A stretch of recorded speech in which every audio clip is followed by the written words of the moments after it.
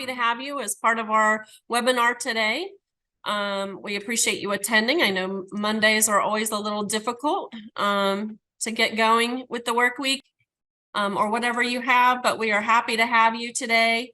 And I'm happy to also have joining us Nick Brenneman. He is with Reserve Advisors. He's the Southeast Regional Account Manager, and he's responsible for developing long-term client relationships and providing industry-leading reserve study consulting services. Since joining Reserve Advisors in 2010, he has worked with hundreds of management companies throughout the southeastern United States, ensuring that their associations receive comprehensive reserve studies, customized funding solutions, and consultative support, allowing community leaders to understand and implement their plan for long-term financial sustainability. And as an experienced educator on the topic of reserve studies, Mr. Brenneman regularly speaks at industry events and also hosts educational courses, much like we're doing today, for area management companies, CAI chapters, board of directors, and licensed CAMs. Excuse me, I'm suffering from a little bit of a head cold today. So I appreciate Nick being here. I've had the pleasure of working with him myself as a CAM and as an operations manager for our company. So I'll let you take it away, Nick. Thank you, Brenda. Thank you so much for having me.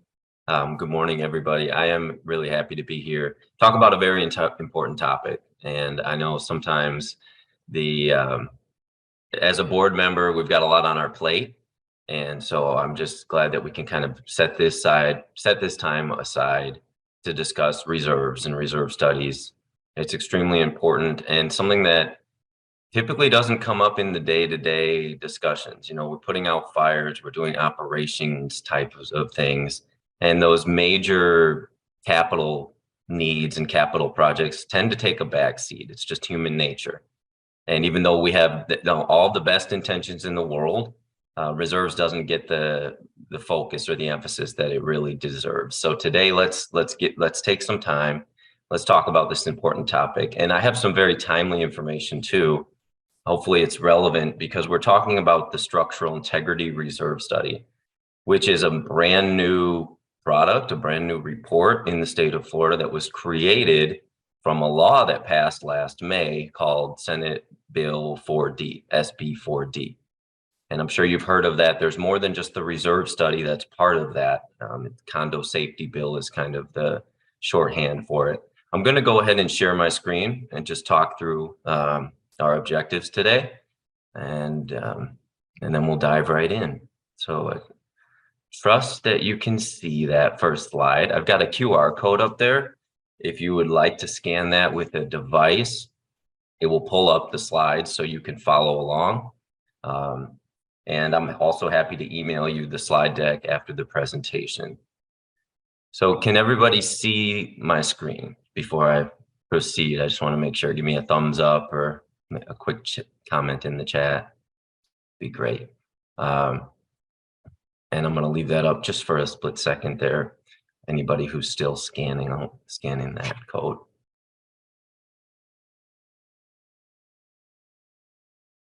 All right, good to go.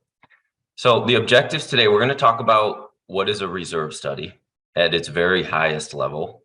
And I'm not sure, you know, because of the format, I'm not sure who's in the room. So I'm going to kind of keep it not too in depth, you know, so if you're new to the topic, it won't go over your head, but I'm also respect the fact that there are some of you that have been through reserve studies, maybe multiple reserve studies, and are already familiar with the topic. So we'll give you some quick information there. Then we'll look at the historical requirements and best practices. And before this new law passed last year, reserves was still a thing. And 718, the Florida state statute, 719, 720, there were requirements and restrictions when it came to reserves. So what were the best practices before this recent legislation passed? And then we'll look at why change. So I think if we understand maybe where some of the vulnerabilities were in those requirements, we can learn about the legislative intent for making this change and passing that law. And then we'll look at the specific changes. So what changed? And that's where we'll introduce the concept of the Structural Integrity Reserve Study. There's always been the reserve study, and there's national reserve study standards that CAI, which is the trade organization for community associations. They have chapters throughout the state, throughout the country, even some international chapters.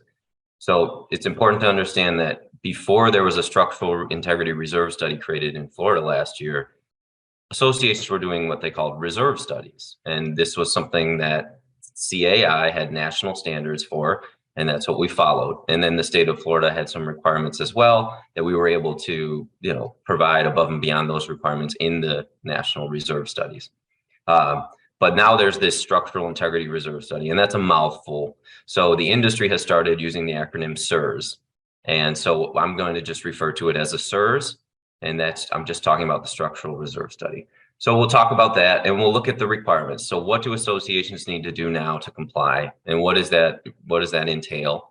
And then we'll look at questions or glitches. So if you've heard the word glitch when it comes to this SB 4D, the law that passed, that's basically saying, look, this thing passed in a frenzy.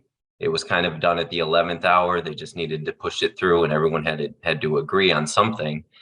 And there was a lot to be desired. And there was a lot of clarifications needed. These legislators had great intent. It was to protect and preserve communities, especially condos. But they're not the ones that do reserve studies. They're not the engineers on the front lines. They're not the, experienced professionals. So there was, and there still is, a little bit of a disconnect there. And so this idea of the glitch is that, well, we need to clean that up. And so there's a legislative session going on right now where they're trying to do just that. And so we'll talk about that, maybe what the future looks like, and I'll give you an update on where things are at with that session. And then we'll look at kind of next steps, what we can do or what we can learn to take this topic even further.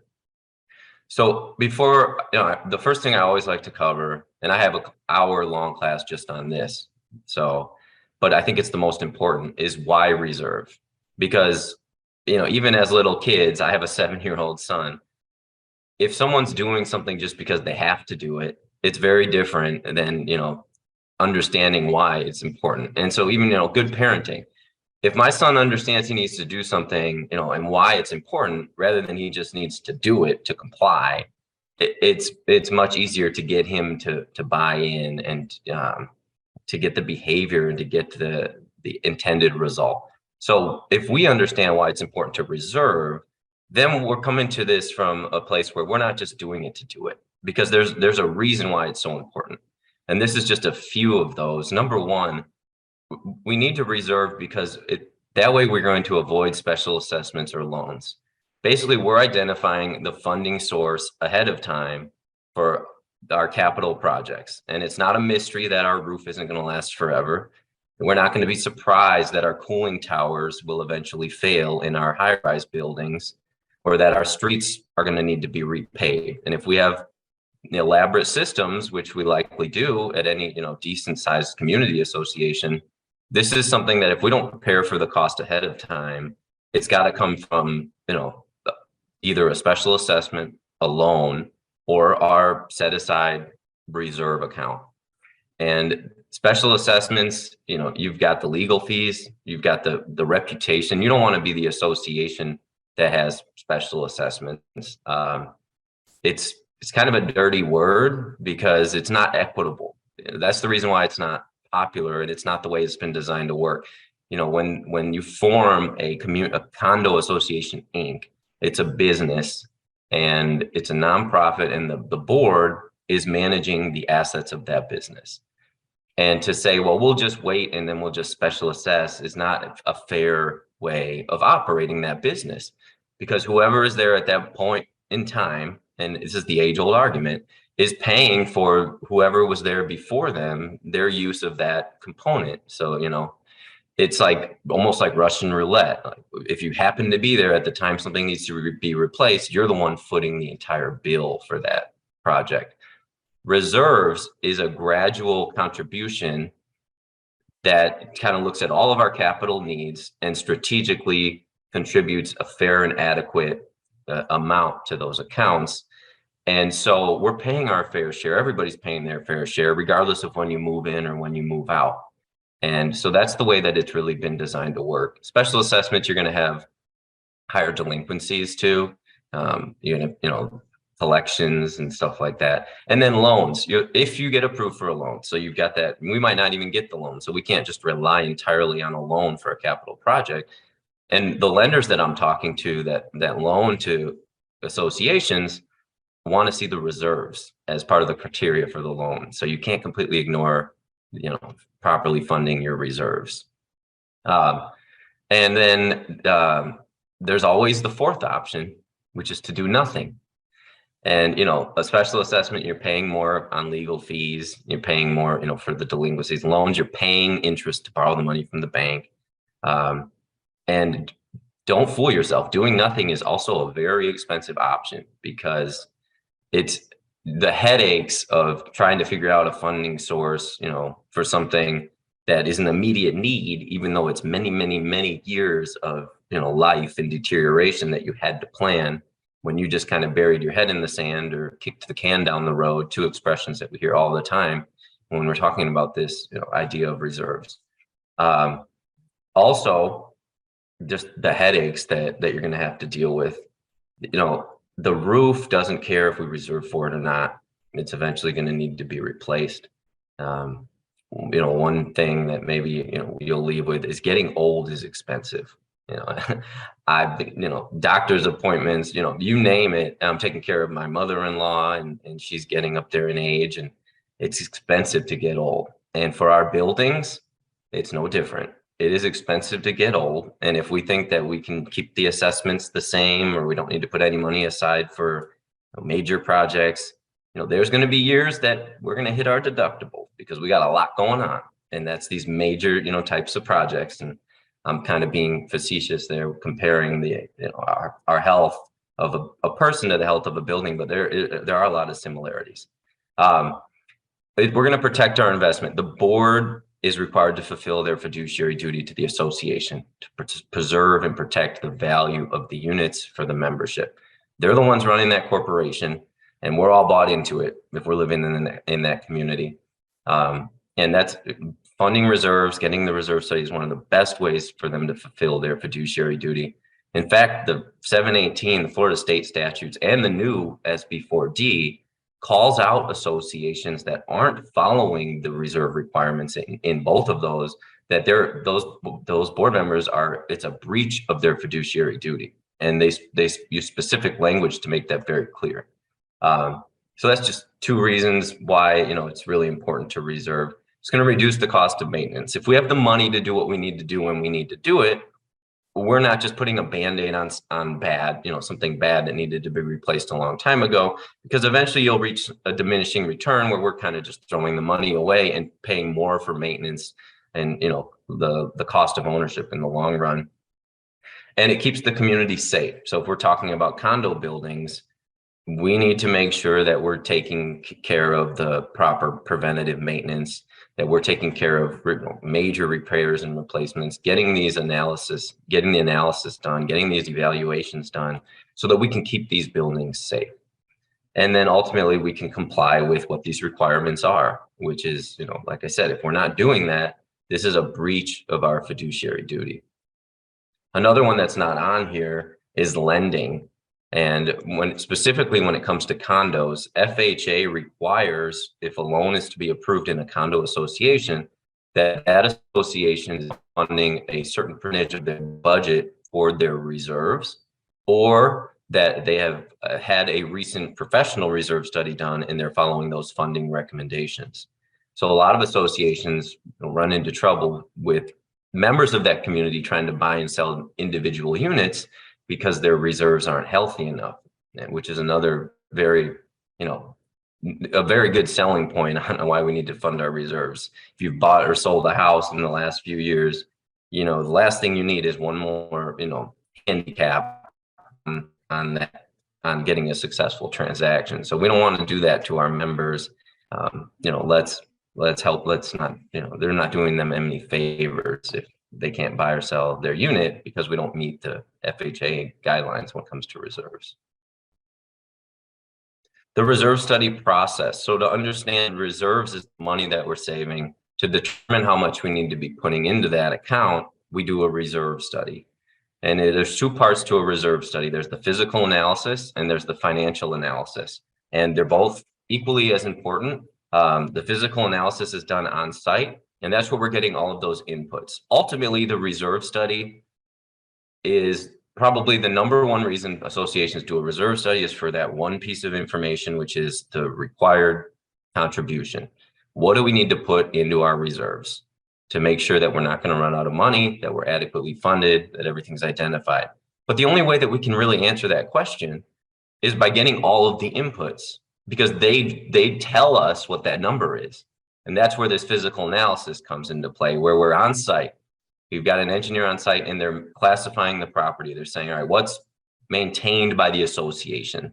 Because that's the first step to coming up with the right component list.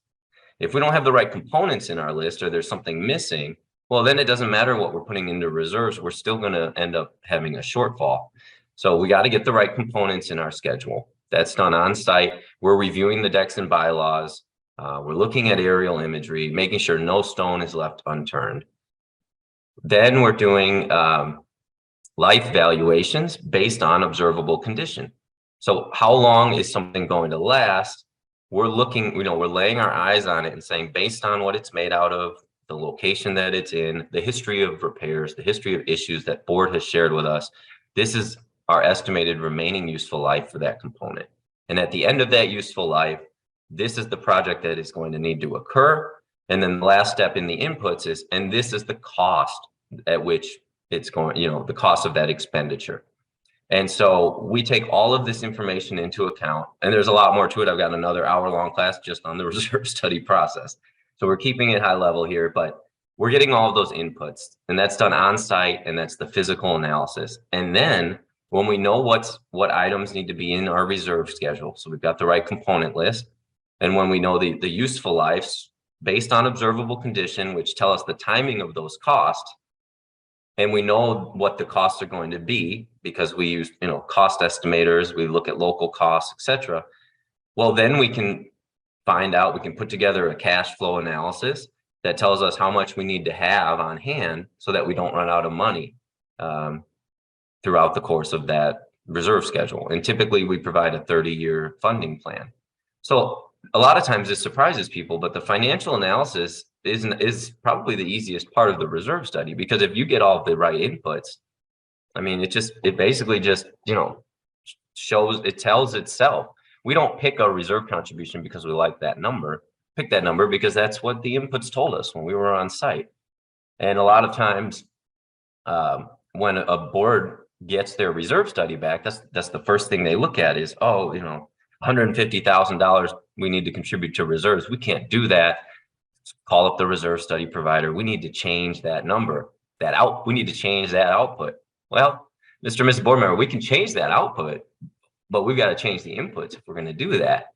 And unless there's a very good reason to do that, that's not really going to be a real strong likelihood there. So it's important to understand that correlation, and that we don't just pick the funding that we like. We don't just pick what's left over.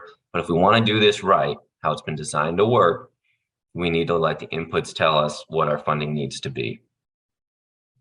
Don't work backwards. A lot of associations want to work backwards, and you're just going to run into trouble. You're kind of fooling yourselves. You're living in a false reality there.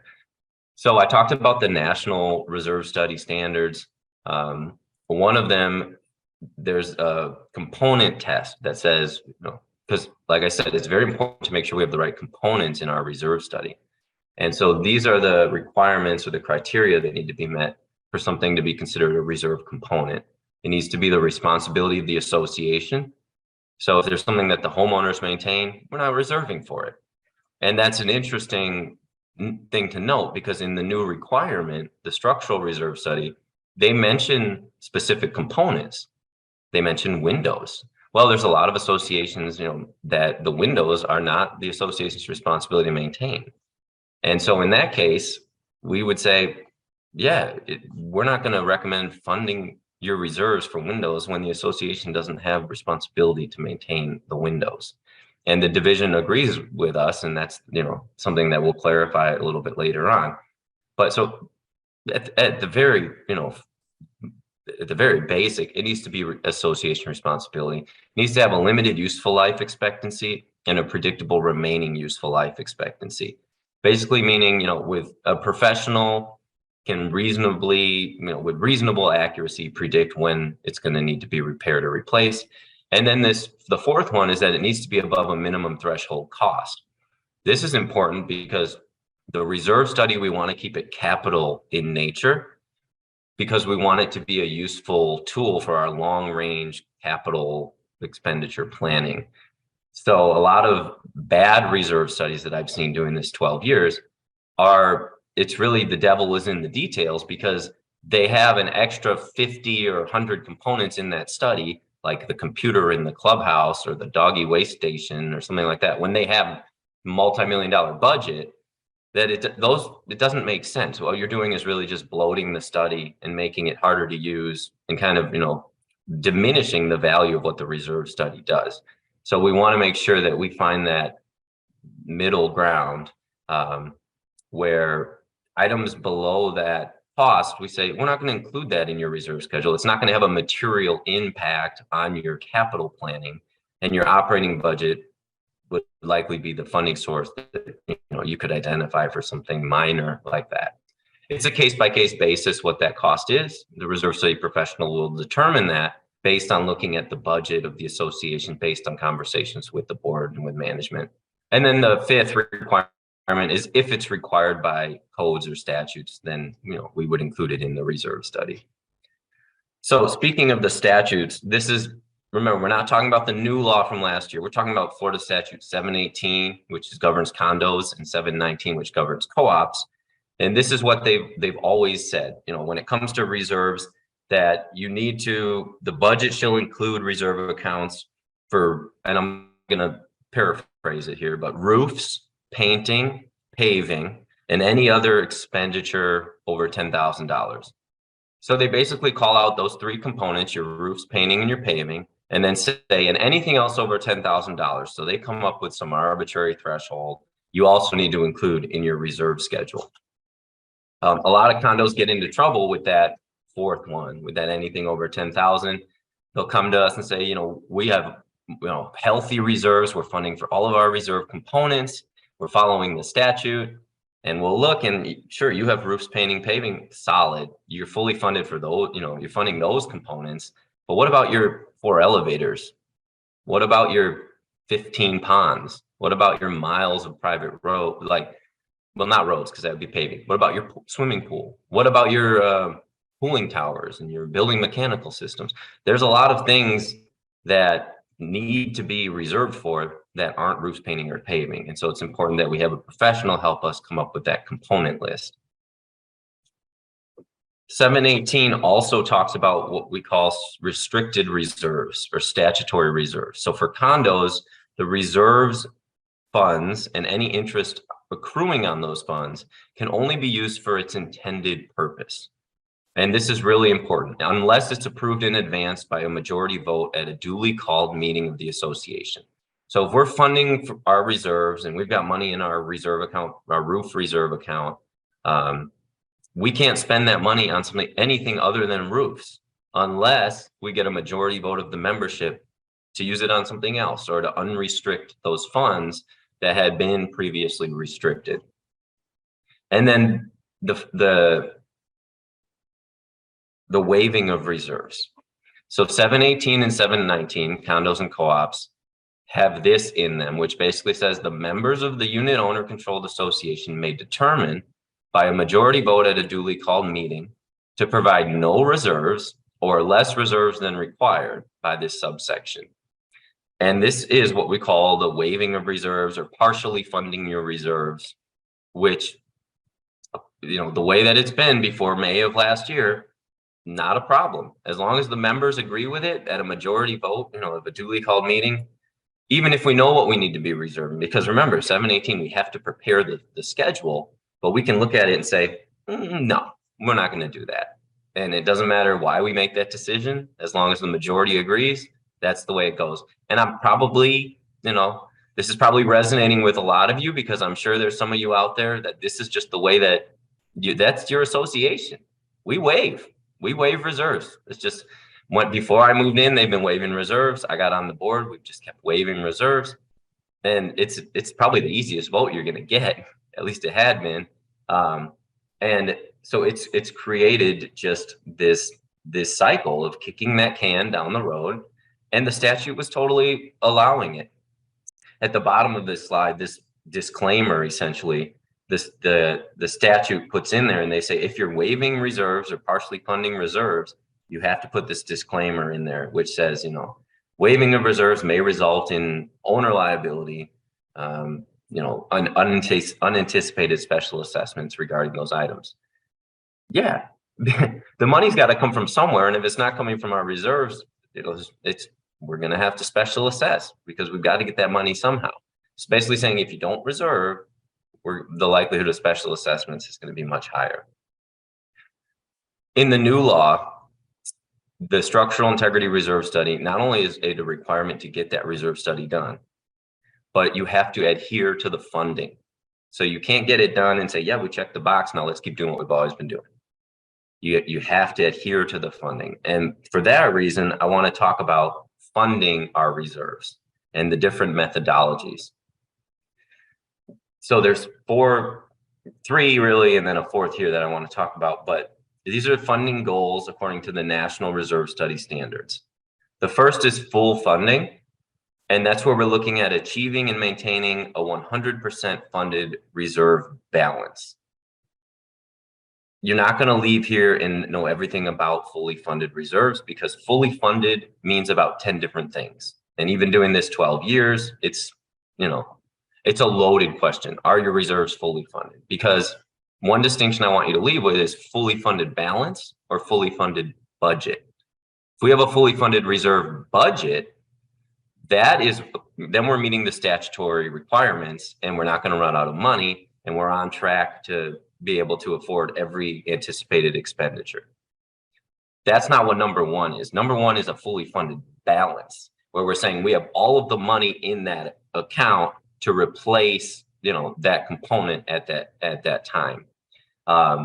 There's a lot of reserve studies that kind of preach this, this percent funded or this 100% funded as a sign of healthy reserves. And there's another school of thought that says that 100% funded number is really just kind of an arbitrary number that we're hitting. And a lot of times we're funding more reserves than we really need to be. And I would say, the situation that we're in where there's a lot of associations that maybe haven't been funding their reserves, and so they've got to play some catch up, or this is going to be a delicate increase, a delicate conversation to get to where they need to be. The last thing we want to do is say, well, let's just hit this arbitrary number of 100% funded because, that's what we'll feel good about. No, we can take more of a level-headed approach and say, let's just make sure we don't run out of money. Let's have a professional tell us what things are going to cost and when it needs to be done. And as long as we make sure we've got money and we've got a funding source identified ahead of time, then we're good. And you know what? The statute would agree with that. So the second funding methodology is threshold funding, and that's where our cash flow never falls below a certain threshold. So where we have our reserve schedule, and we're kind of saving and spending and saving and spending. It's a cash flow analysis. And the years where we spend a lot of money, where we have those major expenditures, the years we hit our deductible, if you will, our reserves get really low at the end. We don't have a lot left, but we remain above some sort of a preset threshold. That's essentially defines threshold funding. Baseline funding is threshold funding, so it's a cash flow analysis, but the threshold is zero, where we as long as we stay cash positive, then we're baseline funding. Statutory, essentially just, we're funding to meet the requirements. And in Florida, any of the three funding goals I just described are acceptable. So again, baseline funding is where we just remain cash positive, even, $1 or 1 cent in our reserves, we're still we're still statutorily, funding, we're still statutorily compliant. So this is a huge misconception And a lot of associations think this 100% number is where we need to be to comply with the statutes. So, remember this, that's not what the statute says. The statute says you need to remain cash positive, you need to be adequately funded, and that a cash flow analysis that's threshold funded or even baseline funded is still compliant.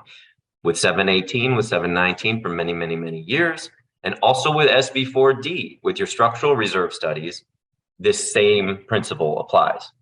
So we're going to look at a couple of examples. Full funding.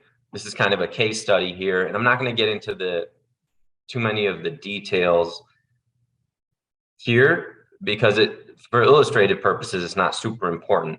But this is kind of the snapshot of where this association was at. Understand there's three components to this graph. The line here is our reserve balance at the end of each year. So our years go across at the bottom. So this is our reserve balance year end over time. And the red bars are the expenditures. So these are, what types of projects we have each year totaled up and, the magnitude of those projects. So here we don't spend a lot of money on repairs or replacements. Here we're spending more. And then the green bars are the recommended reserve contributions. How much do we need to be putting in our reserves? That's really what the membership feels. That's that, oh, we need to increase our assessments, buckle up, let's have the meeting. So what we're looking at here is an association that is trying to go from their current funding to 100% funded balance in 2 years.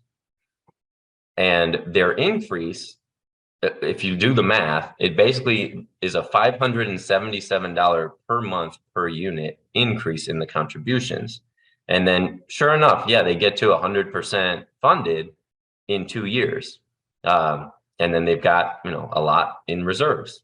And there's some, providers that this is what they would recommend. There's a lot of people when they read that you need to start funding according to your structural reserve study in 2025, this is what they picture in their head. And there's a lot of people that are needlessly panicking because this is the scenario that they're picturing, because they think this is what it's going to require what is going to be required to comply with the statutes. I would be, that's a huge increase. I mean, look at how disruptive this would be. So what if we gave ourselves a little bit more time to get to that 100% balance? Let's see if I can advance it here. Yep. So what if we gave ourselves 5 years? So it was $577 per month to get to 100% in 2 years. In 5 years, we've got more time, so we can take a gradual approach. $269 per month per unit owner. And as you can see, now that we know what the three components of this graph are, well, our reserve contributions are, higher, but not as high as doing it in 2 years. And then we get to the funding, this arbitrary 100% funded number that for some reason we're trying to achieve. Very disruptive as well. And once you see the alternatives, you'll realize that, that's a huge increase. Okay, so what if we wanted to get to that 100% funded balance? Remember, balance, not budget, because even baseline funding, you're fully funding your reserve budget. What if we want to get to that 100% balance in 20 years? And I've seen some, reports from providers in the state that this is what they recommend. This is the game plan. This is what, this is the way that you should do it. Well, the increase is definitely more palatable, $119 per month per unit. But this has a major problem. And the problem is that, this is our reserve balance year end. And look at how much we're putting into our reserves and how much is left in that account at the end of the year just to achieve this 100% funded number. I mean, at the end of the 20 years on this plan, we've got almost $3.5, almost $4 million just sitting in our reserves.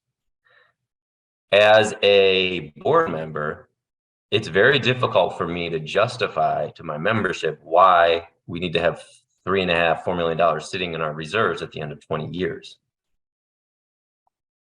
Imagine the fraud concerns, ethical considerations. It just doesn't make a whole lot of sense. Also, we're kind of completely ignoring our expenditures because, like I pointed out, some years we have more repair and replacement projects, others we have very little. But here let's just put a lot of money in our reserves to get to this number, and then we're just going to sit on it. Okay, $119 per month. It's better than doing it in 2 years or 5 years. But again, there's a better approach than this. And that's where we come into something like threshold funding.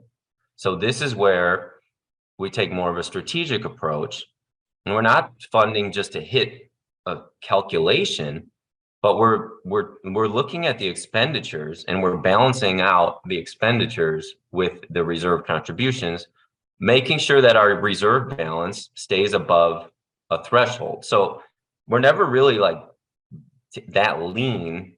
We always have this threshold or this cushion, even in our years of big expenditures. And in the reserve study world, we call these years critical years.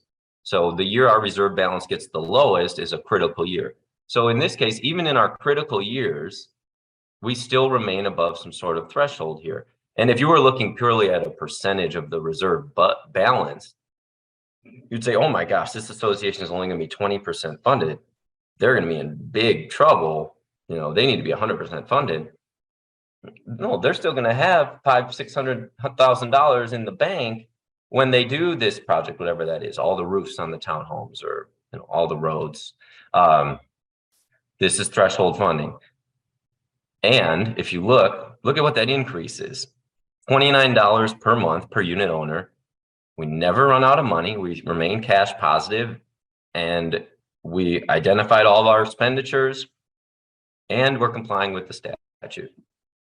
This is what our reserve studies recommend, is threshold funding. Now, if you want to be a little bit more aggressive, you could baseline fund. Again, this would comply with the statute because you're cash positive. But here in those critical years, our reserve balance is getting pretty close to zero.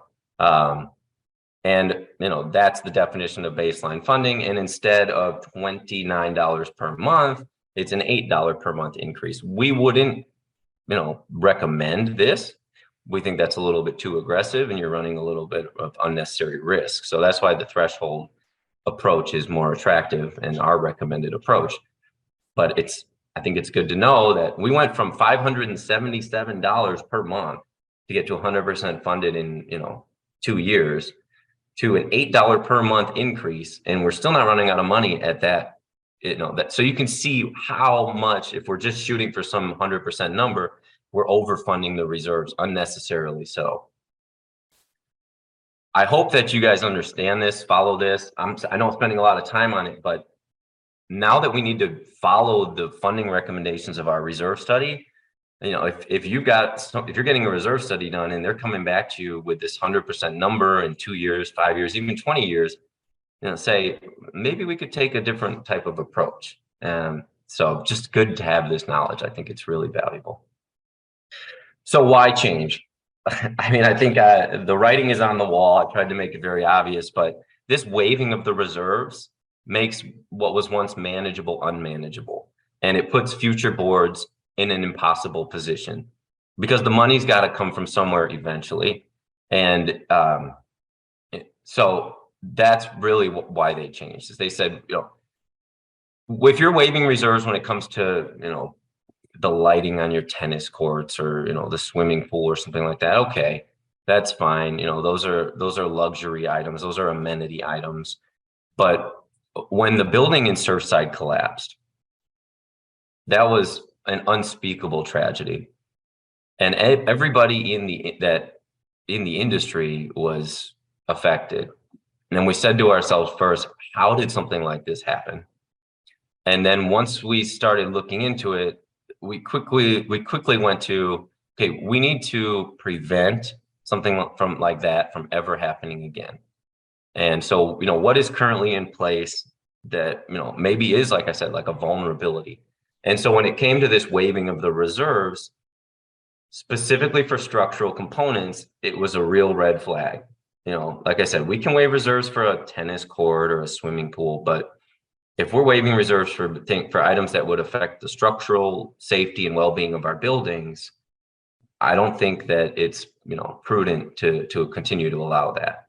And so they said, well, let's have a separate reserve study just on our structural items where you're not allowed to waive those reserves. And that's essentially, what we're talking about with the structural reserve study in SB4D. There was no independent inspections required. Believe it or not, in Florida, you're not required to have a reserve study. In 718, 719, 720, there's a lot of restrictions and requirements when it comes to reserves, preparing the schedule, waiver of reserves, using them for the intended purpose, restricted reserves.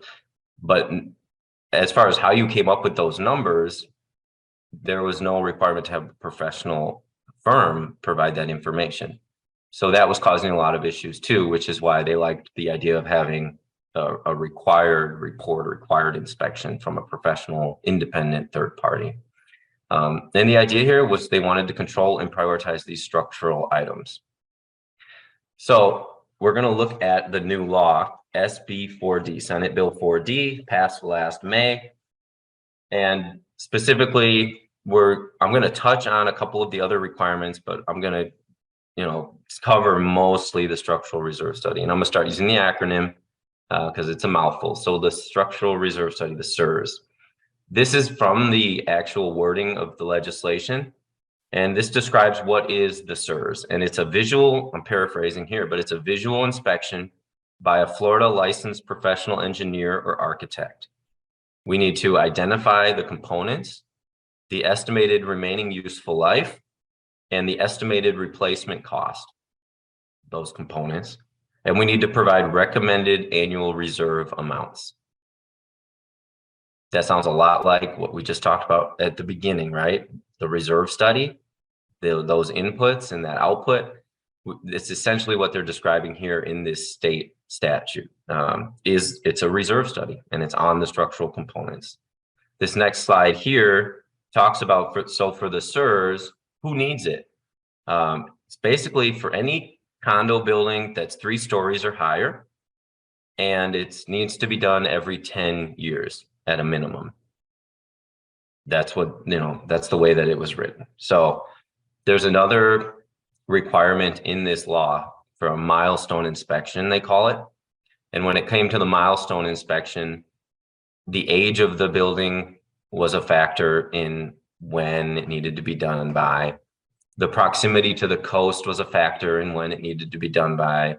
And so there was a lot of people mixing up the SIRS and the milestone, talking about, well, our SIRS is going to be different because our building is of this age, or we're, located here further from the coast. When it comes to the SIRS, the reserve study portion of this, doesn't matter your age of the buildings. It doesn't matter where you're located in proximity to the coast. Only requirement for SIRS is if you're 3 stories or above, you must have it done, and you must have it done every 10 years. These are the components that are called out in the SIRS, which are the ones that need to be included in the report and that you cannot waive the funding for. Roof, load-bearing walls or other primary structural members, floor, foundation, fireproofing and fire protection systems, plumbing, electrical systems, waterproofing and exterior painting, windows, and any other item that has a deferred maintenance over $10,000, whose failure to replace may negatively affect any of the other items A through I. Those are the components that need to be included in your structural reserve study. You cannot waive the funding for those components. So when do we need to have our SIRS by? We need to have it done before turnover. The developer must have a SIRS, or we need to have it done by December 31st, 2024. By the end of next year, if we're 3 stories or above, we need to have a SIRS.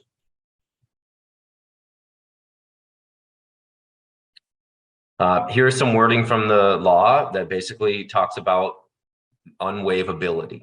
The members of the unit, remember in 718, the members of the unit may do this, may allow for no reserves or less reserves. They took that and they just negated it.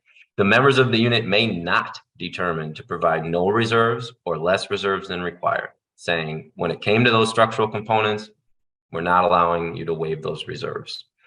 And they're also saying at the bottom part here is that those structural reserve funds need to be used for the intended purpose. And so that money is restricted through the structural components. You cannot use money, that we're in our reserve account for our structural components on something that's not in that list of the structural components. What does this mean? Well, it means for your average association, you have a lot more than just A through I. And so we're still going to need to fund for those reserves. And so our reserve studies now moving forward, we're going to have two separate pools or pots of money. And we're going to have our structural money and our structural expenditures and components and funding. And we're going to have our non-structural money and our non-structural pool of money and our funding and our components. And we cannot mix those together. Those are restricted now for their individual purposes. Also, there's no restriction on waiving anything other than A through I. As long as we still get the majority vote of the membership at the meeting, we can still waive our reserves for everything else. But when it came to the structural components, building safety, the safety of the residents, those cannot be waived. I'm also going to talk quickly about milestone inspections. I'm doing this because it's a part of the SB 4D. It passed at the same time as this SERS thing, and it needs to be done by a professional engineer. And so there's a lot of confusion between the two. So I want to just make sure we understand what's going on here. The milestone is an engineering report that's looking at building deficiencies, concerns with the structural well-being, and it has nothing to do with funding. You're not going to look at a milestone report and have any idea of what you need to be funding to repair or replace structural components. It's purely, an evaluation of the structural integrity of that building. And this is where it gets confusing because they do this whole age and coastline discrepancy. Basically, if you're within 3 miles of the coast, you need to do it at 25 years of age. If you're outside of 3 miles of the coast, you need to do it at 30 years of age. And that's a little bit confusing because how do you define coastline? And it's interesting because this definition of coastline in the law is from like the Treaty of Versailles or something. So it leaves a lot of questions as far as, are we 3 miles from the coast? Are we not? And as you'll see, which we'll talk about in just a moment here, in the current legislative session, this is being addressed because it was just causing too much confusion, too many issues. Milestone inspections are interesting because there's two different phases. You have a phase 1 milestone and you have a phase 2 milestone. The phase 1 is kind of, and it's consecutive. So you're not going to start with a phase 2 because you're only going to do a phase 2 if your phase 1 requires it. Phase 1 is kind of like your first line of defense. Bring the engineer out and they're going to check out the building. It's usually non-invasive, and then they'll red flag or call out any items of concern. If there's something of concern in the phase 1 milestone, then that report would recommend the phase 2, the need for the phase 2, and the phase 2 is going to be more in-depth. It's going to have likely invasive or destructive type of testing or analysis. And so if you've got a healthy building that you've been maintaining and taking care of, you're going to get that phase 1, and they're going to say, yeah, everything looks tight and buttoned up, you're good to go. If you've got a building with some issues, you're going to get that phase 1, and they're going to say, you're going to need a phase 2. We're going to need to take a closer look. And that's essentially how that works. And that's what that covers. In the interest of time, we'll kind of skip that part. This is interesting. So the milestone inspection and the structural reserve studies become official records of the association. This is important. The legislature wanted to make sure that this was something that was out there in the open, that associations couldn't do this, hold this close to their chest, ignore it, what have you. These are official records of the association, which means that they need to be maintained for at least 15 years. When it came to the milestone, the association is required to disseminate it to the unit owners in 3 ways: personal delivery, U.S. mail or email, posting in a conspicuous place on the property, and publishing a copy on the association's website if an association is required to have a website. So they're not messing around. This isn't something that you can keep a secret anymore. Milestone inspections, SERS, We want to, have this accountability that they haven't had in the past. They also are doing, as part of that new law, building reporting, where they're saying, okay, you need to come to our website and report this information: the number of buildings that are 3 stories or higher, the total number of units in such buildings, the addresses of the buildings, and the counties in which the buildings are located.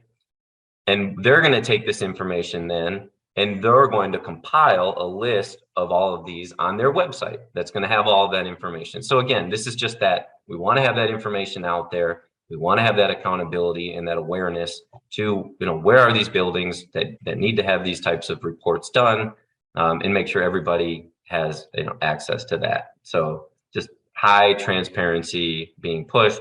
And that building reporting was a requirement. I believe the deadline's passed. If you haven't done that, you can go to the DBPR's website and input that information. And this is basically saying that if the I talked earlier about the fiduciary duty and how they clearly state that if you fail to get the structural reserve study or follow the study, if you fail to get the milestone inspections as required, it's a breach of the fiduciary duty. And that's the wording here. I'll read it because I think it's important that we understand that they're taking this very seriously. And as board members, it can fall on us, that liability.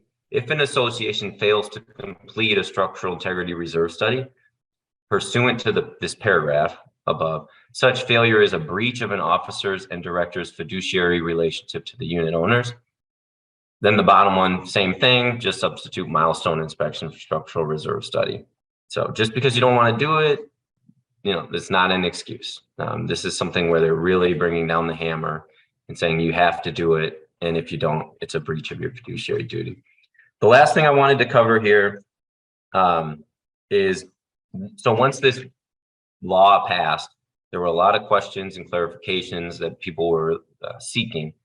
And the Division of Department of Business and Professional Regulation put this Q&A on their website. And so I think this might answer some questions that you have, or maybe some common misconceptions. So we'll just talk through these real quick. So what if after an inspection from the engineer or architect, there's no problem noted with regard to a particular component? Fair enough question. Will that component still need to be reserved for? So this is that concern that, okay, we look at the structural list, we see that, the government's hand is coming down and saying what we need to reserve for and when, and who's going to tell us to do it. So now, they have no idea what we actually need, and now we need to put all this money into reserves for no reason at all. Well, the division here is saying, no, we're going to rely on the structural reserve study to determine the components for which there needs to be a reserve. So this should be a relief to any board members, managers even too, where they're saying, we're going to let the professionals be the professionals. We realize we don't know, what they know. And so for us as professionals, this is was a welcomed, piece of news here, that they're not just arbitrarily saying, well, if it's on the list, you need to fund for it, and that's that. They're saying if it's on the list, but the reserve professional who's doing your structural reserve study says it doesn't make sense to fund for it, because of its condition or because of this or because of that, basically the SERS is going to tell you what you need to reserve for. That's good news, guys. I live in a 2-story condominium. Are we permitted to waive reserves? The division does not consider the provision to base an association's ability to waive reserves on the number of stories that an association's buildings have. Hold on a minute. So this is for all the people that when this law passed, they say, oh, that's never going to last. Let's wait until, they do away with it. They're going to soften their stance. Now they're saying, okay, even if you're not 3 stories, your ability to waive reserves, is not a provision that should be taken into consideration. So that's even pushing it further, which I think kind of, debunked that thought that, oh, well, this is going away, or it's going to, it's going to lighten up. The division was saying, no, even if you're not 3 stories, we don't think you should be waiving those reserves. Now, you don't need to get a structural reserve study done. That's a requirement for 3 stories and above. But it's very clear what their intention is here, and that this isn't going anywhere. Is the pooling method of maintaining reserves still permissible? Man, if I could tell you the number of classes I've sat in on this year board certifications where they say you're not allowed to pool your reserves now because of the structural reserve study, because of SB4D. I mean, it's quite a few. And I'm telling you that this is straight from the division's website. Yes, you can still pool the reserves. Now, pooling, it depends how you interpret the word pooling, because like we talked about, the new reserves for condos, the 3 stories and above, we've got 2 separate pools of money, pots of money. We've got our structural and our non-structural. We cannot pool or mix those funds together. But if we're talking about, can we have a pool of assets and do a cash flow analysis, and a pool of assets and do a cash flow analysis? Yes, absolutely. Division allows it. That's what our reserve studies would be recommending. With regard to 4D, prohibiting the waiver of reserves, must our reserve account have accumulated by 2025 all of the funds necessary to account for the remaining useful life for each reserve component? So if we remember those funding exercises, we know 2025, we need to start following the SIRS recommendations. And the division here is saying whether the full amount needs to be accumulated will depend on the recommendation of the SIRS and the reserve study needs of the association. This may or may not require full reserve funding by 2025. Again, this is good news. This means that we're not in that $577 per month per unit owner increase requirement world, but we're in a world where pooling is still allowed, threshold funding is still allowed, where this is something that, these are adjustments that we can make, and that the division is taking a common sense approach to those requirements. This is good news. Again, and this is letting the professional be the professional. We've been doing reserve studies over 30 years. Legislation's only been talking about reserve studies, since the building collapsed in Surfside. They don't know a whole lot about it, and no fault of their own. It's just not their world. And so letting the reserve study provider be the expert, I think is going to be a very good thing for all associations. How is the term story defined? I don't know. They don't know. Case by case, have the structure evaluated, local enforcement. I've seen the same situation in different parts of the state, and I've seen local officials. One would say, "Oh yeah, that's considered 3 stories, so you need to have the SIRS," and the other said, "No, that's not 3 stories. You don't need the SIRS." So it's really a case by case. I can't even, begin to give you some sort of hard and fast rule, because there's probably more questions than answers.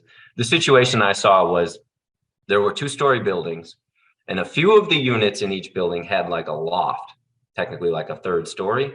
So in one part of the state, they determined, well, since it's not 3 stories across the entire building, it's not a 3-story building.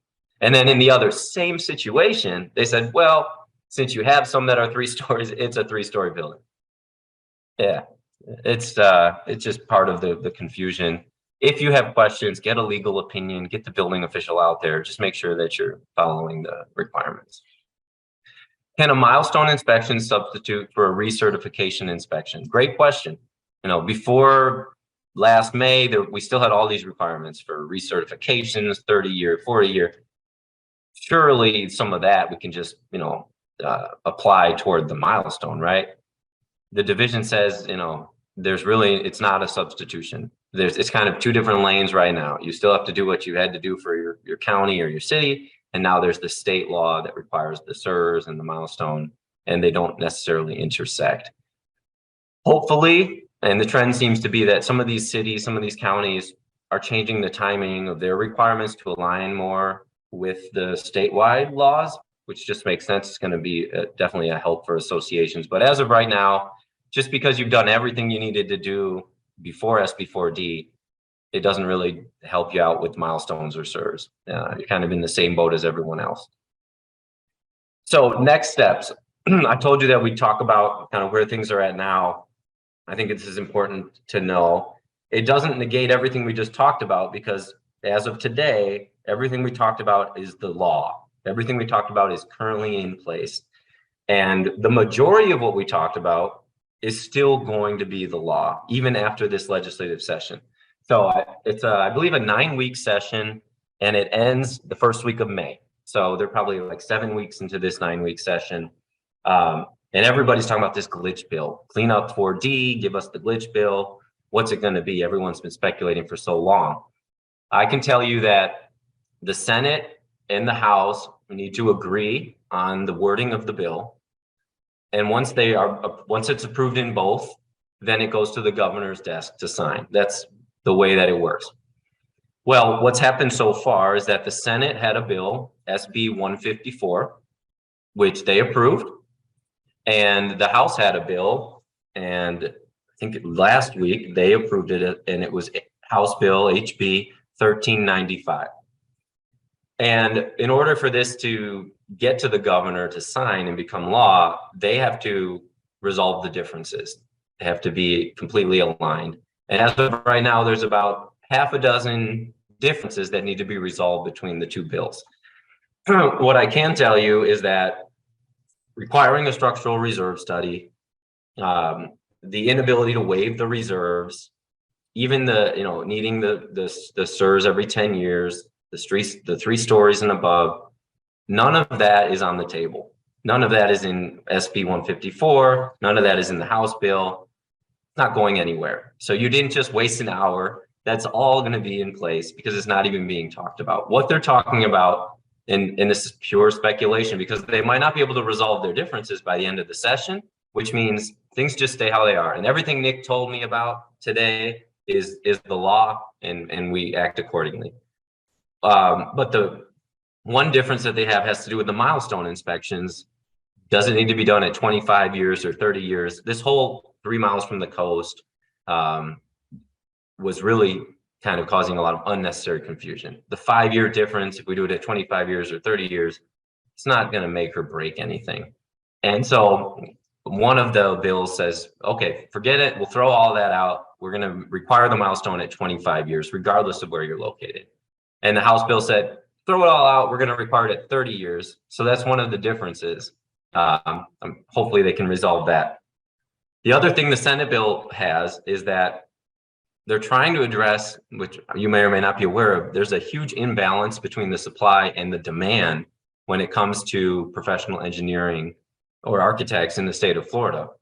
If you take the number of condos, 3 stories and above, and those are the ones that would require structural reserve studies, and you look at the number of licensed professional engineers or architects in the state of Florida, it's even running at beyond full capacity to get all of those structural reserve studies in their hands by the end of 2024 is not humanly possible. It's a huge imbalance. So they're trying to address that.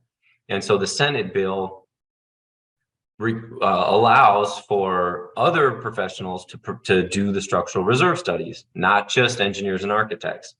And the professionals that they specifically call out are reserve specialists and professional reserve analysts. And those are designations that there's 2 organizations that have been doing reserve studies and overseeing reserve studies. One I talked about, that's CAI, the Community Association Institute. They have the National Reserve Study Standards. They're the ones that had that 4-part component test to determine the reserve component. CAI has a designation called the Reserve Specialist, the RS. And there's a lot more RSs than professional engineers, and so that would definitely help allow for greater capacity for associations. And then the PRA is a professional reserve analyst. There's an organization called APRA, the Association of Professional Reserve Analysts, and they oversee that designation. So what they're trying to do is get more people in the mix that can do these studies so that associations can get them done. They're also looking at maybe extending the deadline out, or the way the Senate bill was written is that if an association is talking with an engineer and in good faith, trying to get their reports or inspections scheduled, but it's going to go beyond the deadline, that they're going to make exceptions for something like that. So the takeaway here, it looks like they're close to agreement on something, but the types of changes we're talking about are somewhat minor in the big scheme of things. And everything that we just talked about is at its core is going to stay in place for the most part. It's just going to be a little bit easier to follow. And I'm happy to answer on any other questions. The director of our Southeast region at Reserve Advisors is on the Florida Legislative Alliance. So we're kind of the first to know anything that's going on, and we're on the front lines. Our website is a great resource, reserveadvisors.com. We have a page just on the Florida requirements and SB 4D and the glitch bill. And you're always welcome to reach out to me as well. I know that this is something that a lot of people are interested in. It's a hot topic, and everything that I've told you today is, factual. I'm not speculating here. And we'll see. When SB 4D passed, it was kind of at the 11th hour. It was during, I believe, a special session on insurance, and then they passed this law on condo safety reform with reserve studies and engineering inspections. No one saw that coming. So to think that, okay, so we've got 6 differences between these bills, we're going to resolve them, and the governor's going to sign it, and it's a done deal. I don't know. We might be fooling ourselves because anything can happen. But let's prepare our associations for our membership for what's to come. Now that we understand the requirements a bit better, communicate that to our owners. Let's get buy-in from the stakeholders. Understanding, yes, it's a requirement now, and it wasn't in the past. But like we talked about in the beginning, there's reasons why they made this a requirement, and not just so that we can sell more reserve studies, or because they want to be a pain in the butt, but because they really are, the intent here is good. And as you can see, there was a big vulnerability in waiving reserves, specifically when it came to structural components that would affect the safety of the people that live in those buildings. If you would like to scan either of these are some great resources here. The first one is an FAQ. So it's a 2-page document that covers some of these frequently asked questions. The first one on the list is, can we pool our reserves? So if you've got board member, or an owner, or someone that has some misinformation or is misinformed, that's a great resource to share with them. The second one, it's like 80 pages or something, but that's a sample report of one of our structural reserve studies. And so that's a great resource if you'd like to take a look and see what a structural reserve study is going to look like from Reserve Advisors, and see the 2 separate funding plans and the way that we allocate those funds between the structural and the non-structural. One thing you'll see in there is that it has the non-structural components. So you don't need to have a traditional reserve study and a structural reserve study. The way that we're approaching this is that our structural integrity reserve study is going to include the structural and the non-structural. The reason being is that, we've always recommended, this reserve funding, and, you can't really leave anything out unless there's good reason to do so. So just because it's not a requirement, in this new law, if we're coming out there to do the structural reserve study, there's a lot of other things as a professional that we can say, look, in our professional experience and in your best interest, you also need to be preparing a funding source for these components as well. So hopefully I've left that up enough, for enough time for you guys to scan those. If you want to email me, I can share, PDF files with you as well. And I know I went a little over the hour, but I wanted to make sure that we, could really understand there's a lot to cover there, and I'm happy to take questions as well if we have time for that. Thanks, Nick. I always learn a little something from you every time I speak to you, whether it's at a trade show or at these awesome webinars that you host with us. So we do have a few questions. The first one is, are there any recommendations on the sequence of milestone phase 1, SIRS, and milestone phase 2? So not really, because they're separate reports entirely. What I've been telling people, because of this supply and demand issue, scheduling is a real challenge, trying to just get on someone's schedule and get these done. So as far as which one to do first, whichever one you can get done, I would do. Got it. Many of our association's documents state that the windows are the owner's responsibility. How does that affect the SIRS and funding of the components resulting from the SIRS? So that's, again, the good news is that the division wants the professional to be the professional. And when we come in there and we see that the windows aren't association responsibility, we disclaim that in the report and we leave it out of the funding calculations. and any other, component as well. And I believe that either the Senate bill or the House bill, maybe one of those things they need to resolve, is they add in that component list windows if association responsibility as an additional clarifier. Great. Kevin asked if he could get a copy of the presentation. I know that we generally put that up on our website, but we will make sure we email you once that is available on our website. It usually takes a couple of days. Next question is, when will the glitch bills be signed into law by the governor? What month? I mean, if they resolve their differences, they have until the end of the legislative session, which is the first week in May. So, any day now, really. But it could also, if they don't come to a compromise, it could never even make it to the governor. So, only time will tell. But we're staying, trying to keep up with all of the developments, and so we're prepared that as soon as something is finalized, that we can continue to serve associations and make sure they're complying. That first scan that you had up in the beginning of your presentation, is that what's showing now? Yep. Yeah, I saw that comment, so I just put it back up. That'll pull up a PDF of the slides, so you can have it. And then I have a couple of questions. So a question I get from a lot of prospects when I'm speaking with them and they've never had a reserve study. One of the first questions they ask me is about how much does that cost? And I know that you probably have a range because you base that on maybe the size of the community and the types of components, things like that. But anything that you could share with our attendees today, like an average cost for the various types of reports? Yeah, definitely.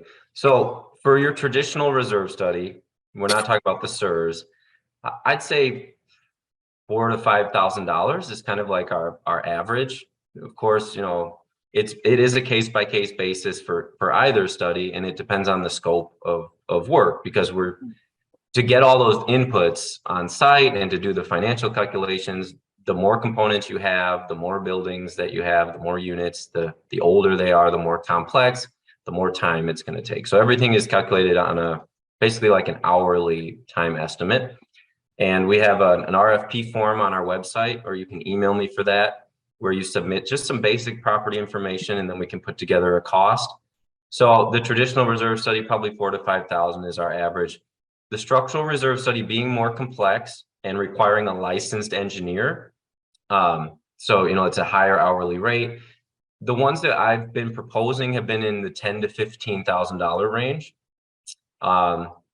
And I would say that if they're able to pass this glitch bill and you don't need a professional licensed engineer to do your SIRS, then that 10 to 15 is probably going to come down as well. Because part of the reason they're so expensive now is because it's a licensed engineer. And then how often does a reserve study need to be updated? I know that sometimes there's been companies that offer just the update after the initial reserve study has been completed. Best practice has always been around every 3 years to get another site visit. So, relook at those inputs, be able to document how things are aging and the deterioration, and adjust the useful lives, because that whole cash flow analysis, the timing of that, to make sure it's strategically, accurate. And so we need to make sure we have the right useful lives. You want to look at your reserves more often than every 3 years, and of course, at budget time, etc. So you want to have a living document of your reserve schedule, of your reserve study. So it's good to work with a provider that's going to give you some type of a tool that you can adjust as time goes on. So, our solution is an Excel based. So we provide an Excel file that has the formulas, that's fully functioning. So as time goes on and you have actual expenditure costs and the timing of expenditures and inflation changes or this or that, you can adjust all that and keep things accurate and up to date. And then, every 3 years, bring in a professional to do the site visit update. And for the structural reserve study, well, the law is only requiring that every 10 years. So, and we don't really know what, updates to the initial structural reserve study. We haven't really gotten there. That's uncharted territory. But we feel that waiting 10 years to update the structural reserve study is way too long too. But apparently that's not being, part of the discussion in this session right now. So as of right now, that's how it goes. But 3 years is good. And the reason why you want to update the study is because it's a snapshot in time. So all of those inputs, the useful life of a component, when we're building out that cash flow analysis, there's an inflationary factor that's included. We're looking at the interest you're earning on your reserves and all of the timing of those expenditures. It's a forecast, and over time that may change, and it all comes down to the inputs and the outputs, and the inputs driving those outputs, and the funding is the output. So if you're looking at a 10-year-old reserve study just to get that number for your budget, and all of those, none of those projects were done at that time or at that cost, or that inflation is now 10%, like all those inputs have changed, and then that funding is not accurate. So that's why the more often you can update the study, the better, to make sure it aligns with reality, because it can quickly get out of whack. Right. That's great information. And there are no more questions. And I just want to thank everyone for their time today. If you need a reserve study, you have an excellent resource to contact. If we are your current management company, reach out to your community manager. She or he will be happy to obtain those proposals for you. And I just hope everyone has a wonderful week. Thanks for joining us today, and I look forward to seeing you at another webinar in the near future. Thanks, Nick. Thanks for having me. Thank you, everybody. Have a great day.